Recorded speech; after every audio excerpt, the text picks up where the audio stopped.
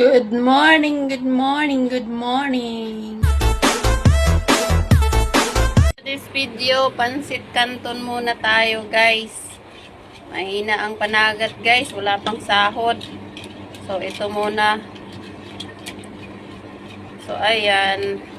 Kunti lang yung gulay guys. Carrot tsaka repolyo lang. Tapos yung manok din niya. Kunti lang.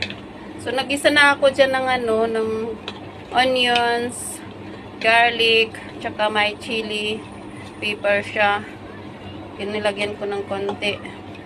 So, ayan, ilagay na natin, sinama na natin ng carrots. Tapos ilalagay na rin natin ang repolyo. So, ayan guys, pakukuluan lang natin siya. So, ayan guys, nilagay ko na yung repolyo.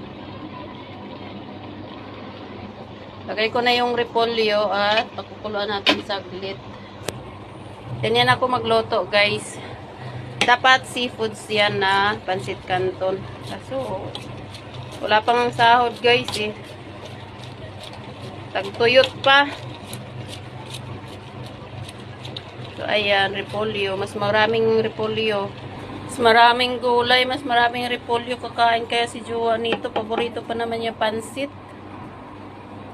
Labas namin ulit guys. Gabi na ngayon dito.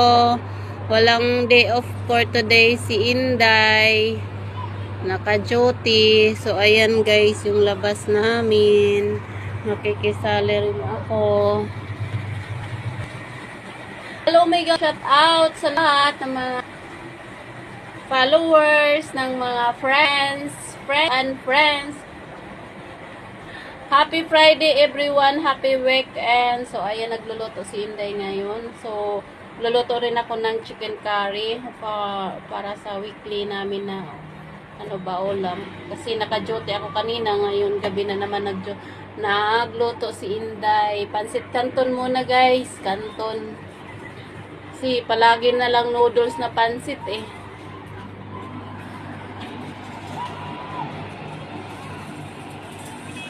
So ayan guys, wait lang, magluluto pa ako ng chicken curry. Luto na siya guys. Pero magluluto pa ako ng chicken curry para bukas. So ayan guys, para yan sa chicken curry. Garlic, onions. So as usual guys, may seasoning yan ng pang menu ng Indian food. So pagkain niya ni Jowa, kapartneran siya ng parata.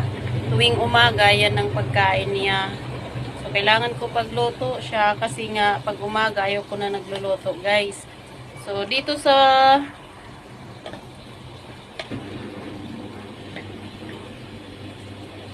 abroad guys, kung hindi ka talaga malakas ang loob, huwag ka na mag-abroad. Kasi wala kang katulong. Ikaw na mismo, sariling sikap mo magluluto. So, ayan, nilagyan ko na lang siya ng beans para mas marami. Kasi nga, konti lang siya. Konti lang yung chicken niya, guys. So, kailangan magsarili ka ng pagluluto. Kasi wala ka namang katulong.